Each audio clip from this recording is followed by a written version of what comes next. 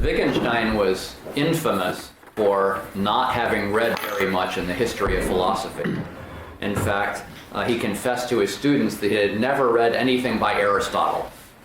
But another friend and student of his, Georg Henrik von Wright, said that Wittgenstein liked Plato and did read and enjoy Plato, and he conjectures that Wittgenstein must have recognized congenial features both in Plato's literary and philosophical method and in the temperament behind the thoughts. I don't know if that's really true, but Wittgenstein's manuscripts contain dozens of mentions of Plato's dialogues or Socrates. So they come up many times either mentioned or alluded to, especially the Theaetetus, but several others as well. And at his death in 1951, among Wittgenstein's belongings were found a 5-volume German translation of Plato's dialogues. So Wittgenstein had a lot of interest in and familiarity with Plato's dialogues. Socrates, in Plato's early dialogues, regularly asks, what is X? Whether that be virtue or piety or knowledge. And I construe this as a request for a definition. Give me the definition of virtue, or the definition of knowledge, or definition of piety. But Socrates' interlocutors, that is the people he spoke with, initially respond to his request only with examples or instances of the term. So when he asks what is virtue, Meno says, well, there's the virtue of men, and there's virtue of husbands, and virtue of slaves, and so forth. And when when Socrates asks the Euthyphro, what is piety? Euthyphro famously answers, well, it's what I'm doing right now. And so these are just giving examples or illustrations. They're not really giving definitions. Socrates always responds by pushing the interlocutor for a definition that provides what we would call an essence, or what philosophers would call an essence, a set of necessary and sufficient conditions for the term under discussion. What it is that underlies the instances in virtue of which they are instances of the concept in question. So in the Euthyphro, for example, Socrates says, now, bear in mind, Euthyphro, then, I did not bid you to tell me one or two of the many pious actions, but that form itself that makes all pious actions pious. The interlocutors generally come to see what he's looking for, and they do offer some essence that turns out usually to be either too broad or too narrow, or both. And then discussion proceeds until usually the interlocutor gets tired, or pleads other obligations, and the dialogue generally ends before a satisfactory definition is found. And so these early Socratic dialogues are usually called aporetic dialogues, based on the Greek word aporia, which means puzzlement. They end in puzzlement, no definitions ever found. Socrates, in these early dialogues, does not imagine that these concepts might fail to have an essence, or might not need an essence. Socrates seems not even to consider the possibility that the concept might lack such an essence. But if you think about it, not all concepts can have essences of this sort, short of circularity or infinite regress. So one should always keep in mind that a concept may lack an essence. This line of response to Socrates is Wittgenstein's well-known critique of essentialism regarding the unity of a concept. Wittgenstein tries to reduce our expectations for what is a satisfying resolution of Socrates' question, what is X? So Socrates was always pushing for an essential definition in response, but Wittgenstein wants to get us to accept something less than that. In the Blue Book, which was dictated by Wittgenstein in 1933 and 1934, Wittgenstein warns that what makes it difficult for us to take this line of investigation is our craving for generality and our contemptuous attitude toward the particular. And you can almost hear him directing that comment at Plato and Socrates, who were always interested in sort of generalizing or universalizing or making more and more abstract, whereas Wittgenstein was more interested in the concrete. So in the philosophical investigations, Wittgenstein addresses this issue, this particular issue of defining a term by a discussion of the concept of game. It's pretty famous, and if you think about it, it's kind of hard to define what a game is. And if you try, you usually come up with something that includes a lot of games but excludes other ones, or ends up including some things that are not games. It's a fun little game to try and define game, and Wittgenstein anyway thought that you couldn't ultimately succeed at that. So Wittgenstein sees Socrates' demand for an essence for a concept as a compulsion that holds us captive, as something that kind of drives us on and we have trouble escaping. Wittgenstein says, in a way sort of quoting Socrates, Wittgenstein says in Philosophical Investigations 66, he says, there must be something in common, as though the term game wouldn't have any meaning unless you could find that essence that lies behind it that covers all and only those cases that are games. So to escape from this, what he sees as a prejudice that he thinks that Socrates has, to escape from this prejudice, Wittgenstein recommends, don't think, but look. And the idea behind that recommendation is that when you think about something, then you bring with you all of the sort of intellectual baggage of your point of view. But if you look, that is to say, if you kind of look at particular examples, if you see how things are used, that's a way, I think Wittgenstein thought, to sort of bring you back down to earth. Instead of hovering up in the sky with the Platonic forms in the abstract, you're coming back down to earth and looking at concrete cases. Thinking leaves us beholden to the temptations of our times, but looking brings us back to earth. And if you do come back to earth, Wittgenstein thought, then we see only, as he said, a complicated network of similarities. So if you were to lay out a bunch of examples of games, Wittgenstein thinks really what you'd ultimately find is a complicated network of similarities, not a sort of essence. And as he said as Wittgenstein said in a lecture in 1936, he said, we might solve certain puzzles by pointing out that we mustn't look for one common property to be found in all cases. A kinship may be there, but with no common property to which you can point. And this is what Wittgenstein called a family resemblance. And so, whereas Socrates was always pushing for an essence, a set of necessary and sufficient conditions that lie behind a concept, Wittgenstein wanted us to accept that it might be enough just to note a set of resemblances that he calls family resemblances that kind of hold all the examples together. Some have responded to Wittgenstein's position here by trying to offer especially careful definitions of game. And if you look up game on Wikipedia, for example, if you search the word game on Wikipedia, you'll see that they're trying there to give you an essential definition. Well, even if this were successful, even if someone did come up with a successful essential definition of game, it would not undermine Wittgenstein's point.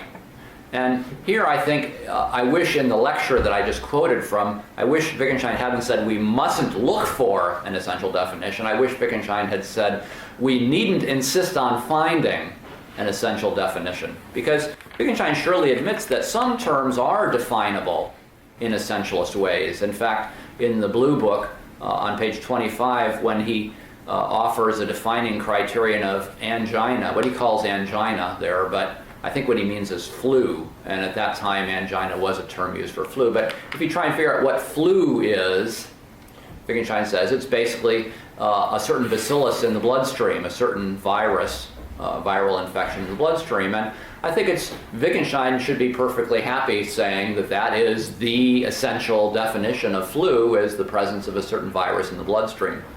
Or if you ask, what is a triangle? And someone said, well, it's a closed plane figure with three straight sides. I think Wittgenstein would say, yeah, that's a good definition. So I don't think Wittgenstein is against the possibility of essential definitions. Rather, what he's against is the idea that all terms must have an essential definition. And he sees this as a sort of Socratic prejudice. Wittgenstein makes similar points, not just about game, but also he talks in similar ways about the notion of goodness in some of his lectures. And in some others of his writings, he mentions the terms punishment, revolution, knowledge, and music as terms that probably could not have essential definitions, terms that we should accept family resemblance accounts of. So anyway, in this kind of debate that I've set up between Socrates on the one hand and Wittgenstein on the other hand, Wittgenstein summed up his position in dictations that he made to Weissmann for Moritz Schlick in the early 1930s. Wittgenstein said, "I can characterize my standpoint no better than by saying that it is the opposite standpoint to the one occupied by Socrates in the Platonic dialogues. For if I were asked what knowledge is, I would enumerate instances of knowledge and add the words, and similar things." So Socrates sort of takes the position of the interlocutors that Socrates argues with, and Wittgenstein seems to basically endorse their approach by just giving examples and not looking for an essential definition. In a typescript that was at about the same time as these dictations to Schlick, after a similar discussion of Socrates' essentialist expectation and Wittgenstein's own satisfaction with just enumeration and kinship, Wittgenstein remarked parenthetically, "I'm making it easier and easier for myself in philosophy. But the difficulty is to make it easier for oneself and yet to remain precise." So, in a way, it's you might say he's making easy on himself by not pushing all the way for an essentialist definition. And Wittgenstein is here saying, yeah, in a certain way that's easier, but there still is a kind of precision to that, too. Easier, though, by having reduced his expectations for what is required of a legitimate concept. And then a voice in the Philosophical Investigations at section 65 complains, "So, Wittgenstein, you let yourself off the very part of the investigation that once gave you yourself most headache." That voice, I think, is Russell's voice, really. Bertrand Russell had just that sort of complaint about what Wittgenstein was doing in his later philosophy. Anyway, it's an interesting question, I think, how one might decide whether a term was susceptible of an essentialist definition, or when you can let yourself off the search for an essential definition. And this leaves me with the question, what are we to make of the fact that in the Socratic dialogues, discussion generally ends before a satisfactory definition is found? So I actually want to take a short break here and ask you to tell me what you think. I assume a lot of you are familiar with the early Socratic dialogues, what I was just calling the aporetic dialogues that end without any satisfactory definition. What do you think the moral is that we're supposed to draw from the fact that they don't conclude with any definition?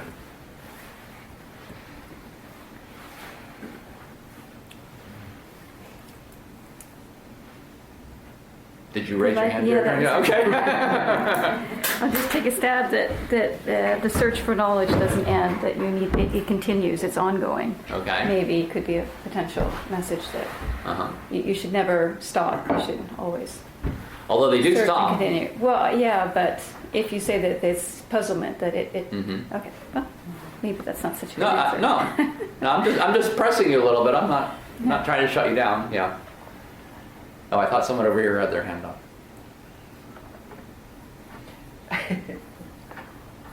I know you didn't come here to be students, but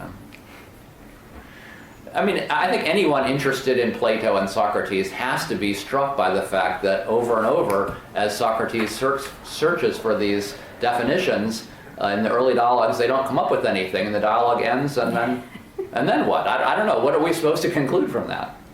Maybe it's too difficult. And if you gave a definition, you can find an example too that doesn't fit in this definition, and you start again. That sounds sort of like what Wittgenstein might have thought, although it doesn't sound to me like what Socrates or Plato might have thought. But I don't know. That's why I'm throwing this out there, because I don't myself know. It's either difficult or impossible. It's one of the two, I think. Or it could be that Plato wants the reader to come up with an answer on the basis of what has been discussed there before.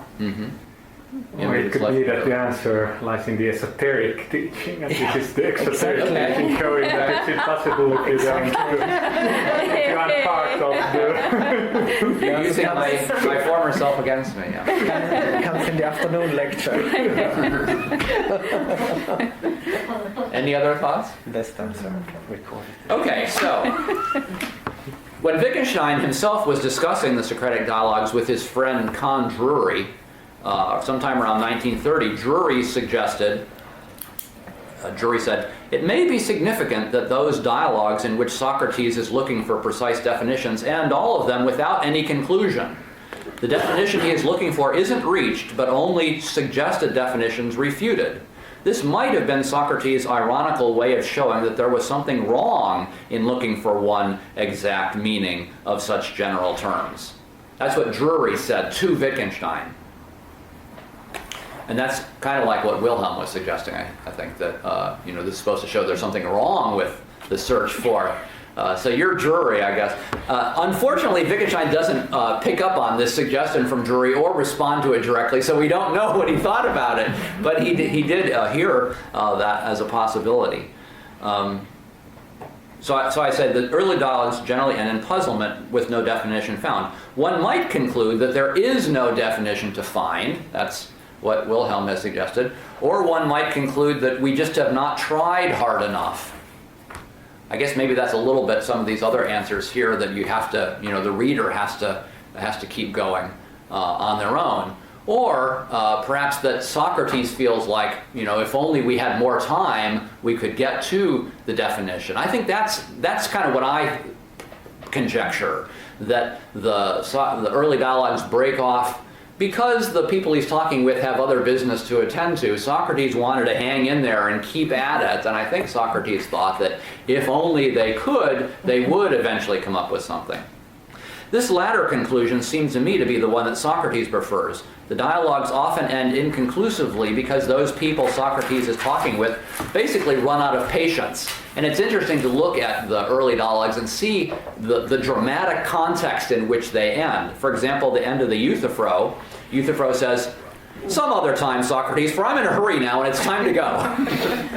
And in the Protagoras, at 361e, Protagoras says, "We will examine these things later, whenever you wish. Now it is time to turn our attention elsewhere." And in the Republic, this is in the first book of the Republic, but at 331d, where Cephalus, he's the first person that Socrates sort of drills about the nature of justice. Cephalus bows out, saying, "I'll hand over the argument to you, as I have to look after the sacrifice," even though he had just come from the sacrifice. And so I think this was just his excuse for getting out of the discussion. And at the end of the symposium is not an early aporetic dialogue, but if any of you remember the ending of the symposium, Socrates drinks all of his companions under the table. And then he goes off to spend the day as usual, as the sun is rising, while the other people he's been talking to are just laying out drunk under the table. This ending, actually, of the symposium is not unlike Wittgenstein himself. His teacher, Bertrand Russell, related how when Russell first knew Wittgenstein, so this was like 1911 or 1912, Wittgenstein first would come to talk to Russell. Russell says, "He used to come to see me every evening at midnight and pace up and down in my room like a wild beast for 3 hours in agitated silence. I did not like to suggest to him that it was time for bed." So, in a way, Wittgenstein himself sounds like Socrates having drunk his companions under the table at the symposium. But it's interesting that, dramatically speaking, these early dialogues end basically by people getting tired of the search and having other things to do. So it's not really that Socrates has brought them to an end, or that Socrates is satisfied that they have ended, but people just run out of patience. Okay, the former conclusion, that there isn't really a definition to be found, Wilhelm's conclusion, seems to be the conclusion that Drury reached, that there is no definition to be found. But after all, there's no way to show that a particular term is indefinable. Think about that. How could you show that a term was indefinable? At most, there could be inductive evidence for such a conclusion. This attempt fails, that attempt fails, that attempt fails, so therefore what? Well, that's kind of a weak induction. 3 failures, therefore no possible success. But that's kind of the situation we're in. And if you think about G.E. Moore's book, Principia Ethica, where Moore argues that there is no naturalistic definition of goodness, what does Moore do? He offers about 3 or 4 possibilities, shoots them all down, and then concludes, so there's no definition. But, that's a pretty weak argument when you think about it. They all fail Moore's open test argument as the method he uses, but he doesn't have any proof that all possible definitions would have to fail that test.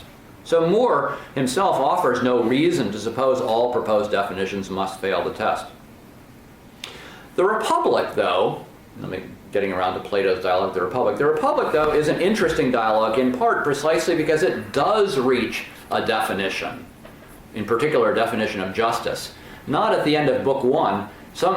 I don't know if you're familiar with scholarship about the Republic, but some people have thought that Book 1 of the Republic had originally stood on its own as an early dialogue, as an aporetic dialogue. It does end in some puzzlement. They certainly have not defined justice by the end of Book 1. But, the Republic is actually 10 books. And by the end of the 4th book, they have come up with a definition of justice that all the interlocutors seem to accept. It's a definition of justice in terms of each part doing its own proper job and not interfering with the other parts. And I'm not saying that we should accept this as a good definition, but the interlocutors, at any rate, in the dramatic context of the dialogue, seem to accept this. But it has taken a good 4 books to reach this point of a satisfactory definition. So to me, this is at least some evidence for the interpretation that Socrates himself felt that if we had just stuck with it long enough, if we had enough patience, we could perhaps ultimately come up with a definition. And in the Republic, after 4 books, we do, or at least they do, in a way that looks somewhat plausible. So this may be evidence that a satisfactory definition is not impossible to find, but just hard to find. And it leaves open the possibility that G.E. Moore just did not try hard enough to define good, and Wittgenstein did not try hard enough to define game.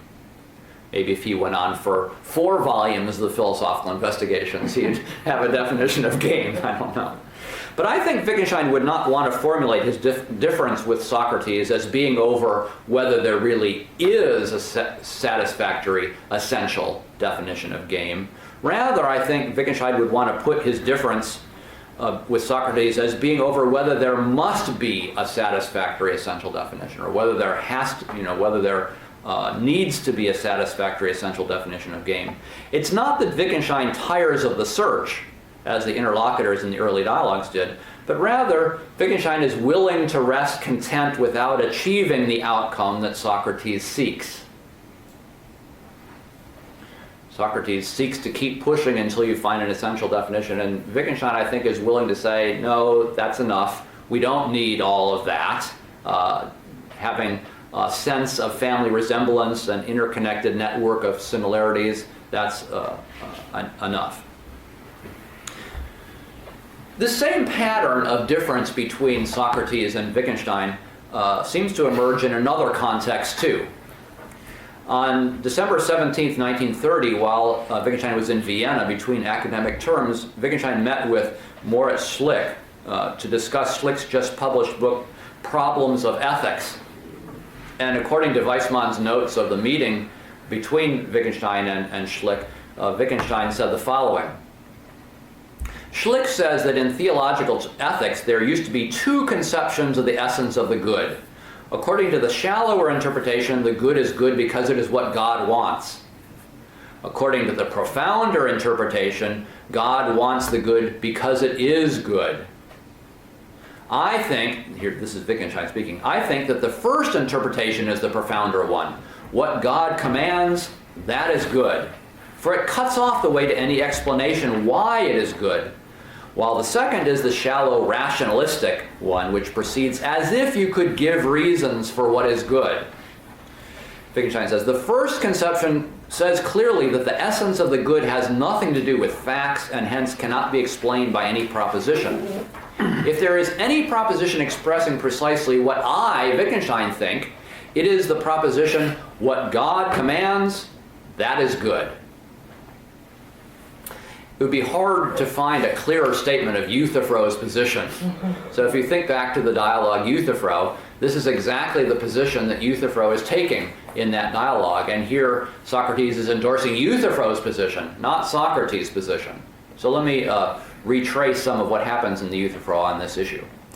In the Platonic dialogue of the Euthyphro, after Euthyphro has proposed the view that the pious is what all gods love, Socrates asks him this following question of conceptual priority. Socrates asks him, is the pious being loved by the gods because it is pious?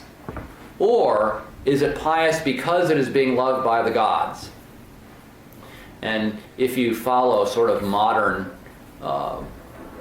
moral philosophy, you know that this issue that Socrates is formulating here is the question about the divine command theory of ethics.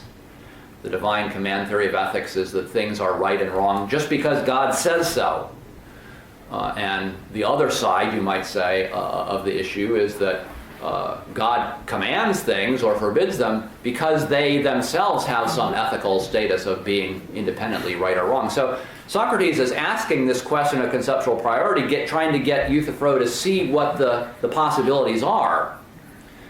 And it's clear what Euthyphro should say in answer to this question, given the position he's been taking, that it is pious because it is being loved by the gods.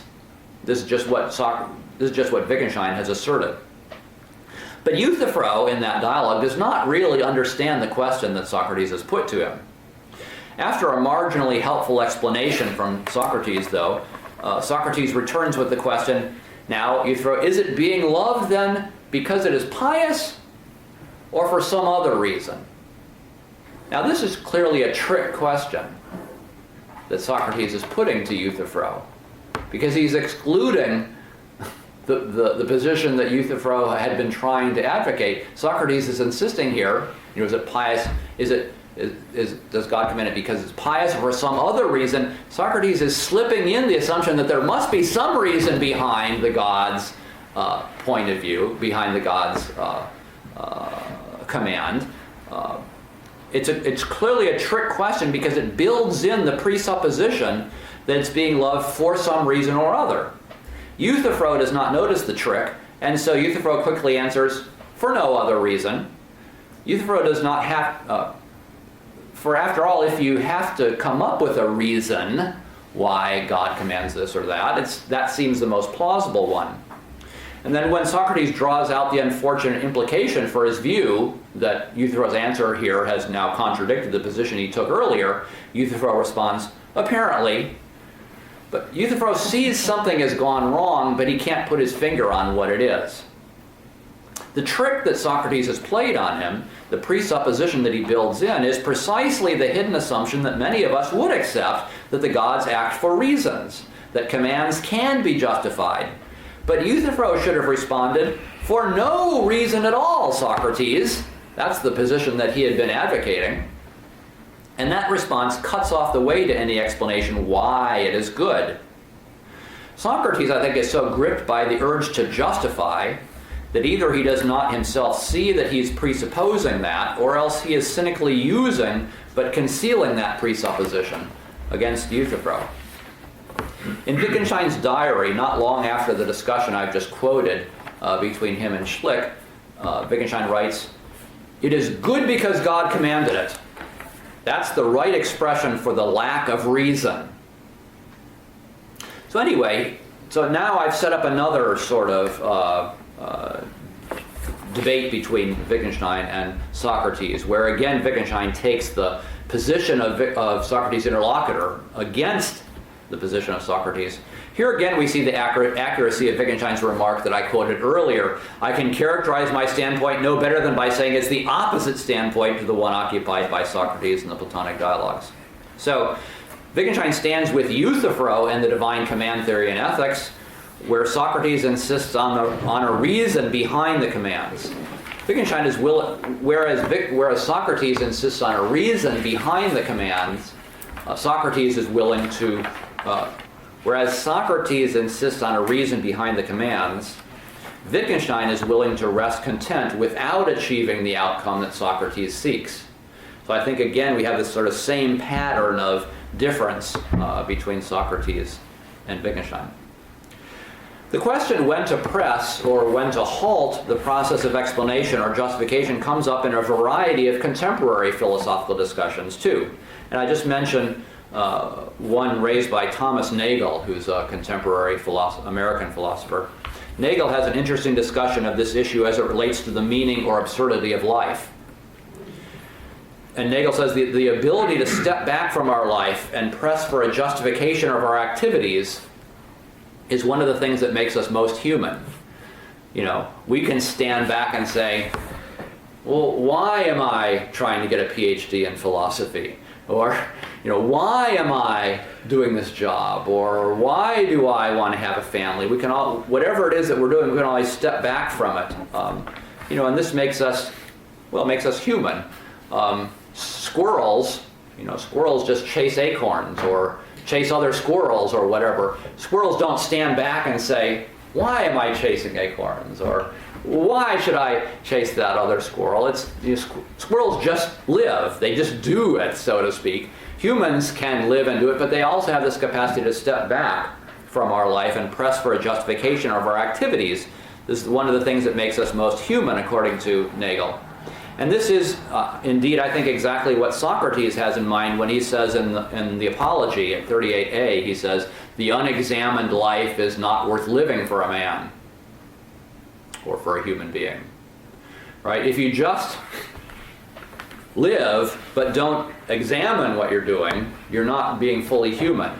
The unexamined life is fine for a squirrel, you know, just chasing acorns or whatever they do, but if you as a human being don't examine your life, you're not really living any more than a squirrel is. You're not living a fully human life, I think Socrates thinks.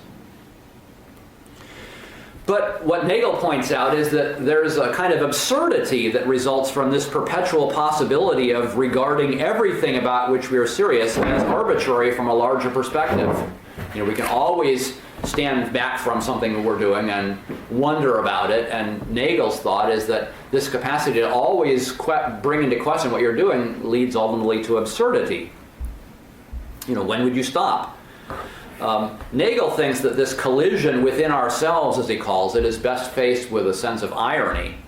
The only way to avoid this sort of collision of self-consciousness, Nagel says, would be either never to attain it, that is to say, this sense of self-consciousness, or to forget it. Neither of which can be achieved by the will. You know, you can't sort of will yourself to not ask questions or will yourself to forget questions that you've raised. But here I can imagine we would again find Wittgenstein at odds with Socrates on this point.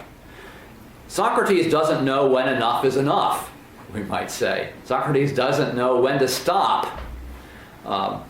Whereas Wittgenstein says, he says this in the Zettel, but he also says it in lectures, he says the difficulty here is to stop. You know, stop the pursuit of explanation or whatever. While the unexamined life may not be worth living, the endlessly examined life, on the other hand, is not livable. You can't live a life endlessly examining everything that you undertake. There has to be some stop to that. Nagel says that once the issue is raised, we cannot forget it through an act of will. But I think what one can do is willingly submit oneself to a process that might predictably lead one to forget it or care less about it. And I think that's why those of us who are not obsessed by questions like this, you know, about the meaning of life or the justification of what you're doing, they usually react to people who are obsessed with questions like this by saying something like, get a life, right? Get a life is a way of, you know, getting your attention off these self-reflective questions. And I think that that really is what Wittgenstein would want us to do in one way or another, is find a way to get a life, to not be obsessed with explanation, not be obsessed with justification in these cases. So, we find several ways in which Wittgenstein is clearly at odds with Socrates. In each of these cases, it is because Socrates wishes to push questions further than his interlocutors and to find something deeper. And in each case, Wittgenstein is willing to rest content with something less, I believe. In certain ways, I think this brings Wittgenstein closer to Plato. So now I want to switch and talk about Plato some. I think an important way in which Plato differs from his mentor, Socrates, is that Plato came to think that Socrates' approach to issues was excessively intellectual. It made too little room for the rest of, or the whole human being. In particular, it left too little room for the emotions. So it is that, for example, that Plato's so-called middle dialogues had mythical stories in them. And it's interesting, Wittgenstein had a conversation with a friend of his, Utz Bousma, in 1950, and Bousma reports in the conversation, Wittgenstein reads Plato, the only philosopher he reads, but he likes the allegories, the myths. I was surprised to read that because it is not obvious to me that that's what Wittgenstein would like about Plato's dialogues. Perhaps in the myths, Wittgenstein saw a sort of different way of approaching philosophical issues than the way Socrates approached them, and the way that philosophers often approach them. In a passage that I quoted yesterday in my talk, it could be that in the myths Wittgenstein saw the quite different artillery that he sought but never found in trying to address philosophical issues himself in his own work. And here's a passage that I wanted to quote yesterday but had trouble finding it. Eloise finally found it for me, but Wittgenstein wrote in 1933, I believe I summed up where I stand in relation to philosophy when I said, really one should write philosophy only as one writes a poem. That, it seems to me, must reveal how far my thinking belongs to the present, the future, or the past, for I was acknowledging myself with these words to be someone who cannot quite do what he would like to be able to do. So it could be that it's Plato's other ways of approaching philosophical issues that especially interest Wittgenstein, who is himself looking for other ways to approach them. One striking similarity between Plato and Wittgenstein is that both employ the dialogue format. Plato almost always. Wittgenstein at least sometimes, apparently in the philosophical investigations. There's been a great deal of work on characterization in Plato's dialogues. Ruby Blundell and other people have written whole books on character in Plato. And a whole book has been written on the people who were, on who the people were that made appearances in the dialogues. Deborah Nail's book, The People of Plato, is just about all the interlocutors and who they were and the significance of this. The dialogue format makes clear how philosophy is for Socrates an ad hominem activity. That is to say, it's a one-on-one activity of what you believe. Socrates is not interested in philosophical theories in the abstract. He's interested in what a particular person believes and how that fits with other things that person believes. This method of elenchus is called in Greek, or refutation, only works to show the inconsistency of a set of beliefs all held by the same person. So if I'm talking with Alois and I draw out his beliefs and find a contradiction in them, then that should mean something for him because it's supposed to have a special motivational force, since an inconsistent set of beliefs cannot all be true. And if I am one that holds all these beliefs, then I am holding at least one false belief. So the elenchus method is really a personalized way of doing philosophy. If, on the other hand, I were to try and refute you by showing that one of your beliefs was inconsistent with one of my beliefs, well, that needn't bother you very much, because although one of our beliefs has to be false, you might very well think, well, it's his belief that's false, so I don't have to care about that. But if I can show you that two of your beliefs are inconsistent with one another, that would have much more motivational force. And that's the approach that Socrates takes. But Plato's dialogue format is interesting for another reason. We generally know a good bit about Socrates' interlocutors. So we can see how emotion and circumstance can influence their beliefs. While Socrates himself seems to want his interlocutors to rise above these peculiarities of circumstance and attend to the pure rationality of the argument, the reader can see the limitations of this approach, and especially for readers who are familiar with ancient Greek history. In particular, Plato's own contemporary readers would have known of the people talking with Socrates, and it's possible to see how the views of the interlocutors held played out in their own lives. I just want to briefly mention one way that this happens in the Republic. In Book 1 of the Republic, if you think back to the discussion with Cephalus and Polemarchus about the nature of justice. Plato's readers would have known that Cephalus was an arms manufacturer in Athens, whose weaponry supplied Athens with the means to pursue its doomed ambitions in the war with Sparta. Of course, Cephalus was paid for these arms by the democratic regime, but he was giving what was owed to madmen, to the Athenian democrats, who were causing great harm through this otherwise just deal. So Cephalus has defined justice in Book 1 by saying it's telling the truth and giving back to people what is owed to them. It turns out that Cephalus is giving arms to the Athenian democrats. It's owed to them because they've paid him for them. But Socrates comes back with a sort of counterexample to this definition, and he says, well, what if what you owe to someone is a weapon, and what if that person you owe it to is a madman? Is it going to be just to give him his weapon back? And Cephalus says, well, of course, no. But that's exactly what Cephalus himself is doing in Athens. He's selling weapons justly to the Athenian democrats who are using them to lead to the downfall of Athens in its war with Sparta. So what Plato has done is created this situation in which the character Cephalus undermines his own definition by his life. And then after Cephalus bows out of the discussion, his son Polemarchus takes over the discussion. And Polemarchus says, am I to inherit everything from you, Cephalus, including the argument? Well, that's, it's supposed to say, it sounds a little funny, but it's extremely ironic because Polemarchus not only inherits the argument, he inherits the guilt of Cephalus, because although Cephalus passes away, when the 30 tyrants take over from the Democrats in Athens, they put to death Polemarchus for having been a supporter of the Democrats. And Polemarchus, you remember, defined justice as helping your friends and harming your enemies. And so Polemarchus dies because the government harms its enemies, namely Polemarchus, by executing him. So Cephalus and Polemarchus's definitions are both, in the dialogue context, undermined by the very dramatic context, by the very lives that they lead. And Plato builds this into the story. Now, we who read this don't necessarily know much about Cephalus and Polemarchus, but the people of Athens at that time would have known these things, and we're able to learn them if we study some ancient Greek history. But I think it shows us the richness of the dialogue format that Plato is using. Bousma quotes some more of his conversation with Wittgenstein about the Platonic dialogues, and Wittgenstein was kind of dismissive because he thought that Socrates' interlocutors were a bunch of yes men. And I think that's often true, that the interlocutors don't put up much of a struggle sometimes.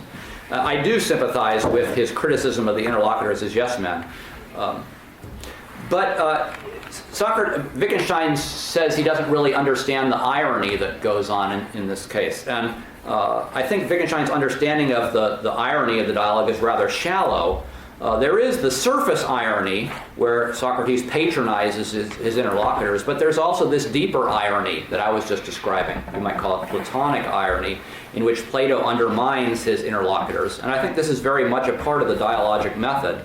And it comes from Plato's wider understanding of the problems of argument. Socrates failed in his attempts to change people, but we can see that by the fact that people he tried to change end up executing him. You know, Socrates wasn't very effective changing people's minds when you think about it, since they put him to death. Now let me talk about Wittgenstein and then end. Wittgenstein does not write in an obviously dialogic fashion, but at least some of the philosophical investigations lends itself to that interpretation. For occasionally there are lines put in quotation marks or between dashes, seeming to suggest another voice entering the train of thought. Stanley Cavell has called these the voice of temptation and the voice of correctness. And another researcher, David Stern, has claimed to identify yet a third voice that he calls the commentator or the ironic voice. Seeing the investigations as a sort of dialogue has not been straightforward, though, because it has very few of the markings of a dialogue. Most important, no characters are named. Names alone may accomplish rather little, though Deborah Nails does a lot with the historical associations of names mentioned in Plato's dialogues. But even made-up names would allow us to track who is speaking, and thereby allow us to gather comments from a given speaker together to form a kind of point of view. You know, if Wittgenstein had at least labeled who these voices were, we could kind of put them together and formulate points of view. Wittgenstein, though, not only names no speakers, but while he does use some markers, such as quotation marks and so forth, which are taken to identify a voice, he does not use them even consistently, I would say. I should ask some of the scholars here whether they agree with me, whether Wittgenstein consistently uses quotation marks and dashes to indicate interlocutors, but I think that he does not.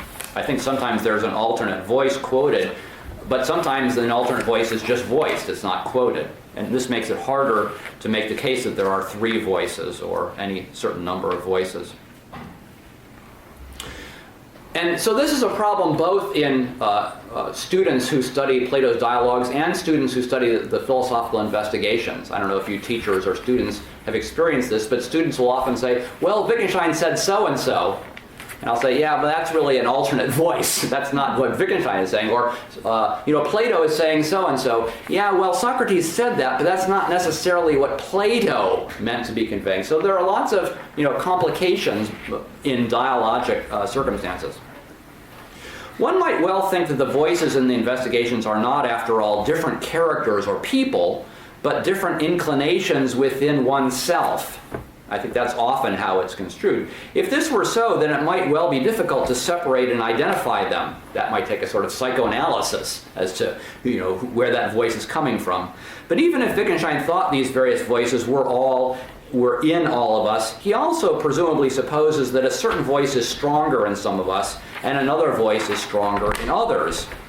And I believe this is much closer to the situation myself, since Wittgenstein makes such a big deal about the fact that other people will not understand him. And I used this illustration in answer to a question yesterday, but in trying to understand whether the various voices in Wittgenstein's investigations are just within himself, or ourselves, or are other people voicing something to him, I think it's useful to think whether you're imagining Wittgenstein primarily, writing by himself in his study, or whether you're imagining him leading a class in which other people are interacting with him. The one image leads to the idea that there are just voices in his head. The other image leads to the idea that it's more of an interchange. A value of at least somewhat dialogic character of the investigations is that it means to address some of the non-cognitive aspects of belief formation and argumentation and to personalize that address. And this is what I called yesterday Wittgenstein's evangelism. And in my previous talk that I'd given, it has to be noted that in the preface to the investigation, Wittgenstein confesses that he did not find the book to be successful, and he had given up on trying to improve it. But one might wonder how it could be changed or improved. What sort of changes might have made the difference that Wittgenstein was looking for? Would they have been maybe giving fuller characterization to these other voices that he brings in to the investigations? So to conclude, in the so-called ancient quarrel between philosophy and poetry, you remember this line from the Republic, it's at 607b, Plato alludes to the ancient quarrel between philosophy and poetry. I think we can see Wittgenstein wishing to side against Socrates, but I would say with Plato, who found ways of making philosophy poetic. But the problem is Wittgenstein expresses the feeling that he is unable to participate in the quarrel except on Socrates' terms.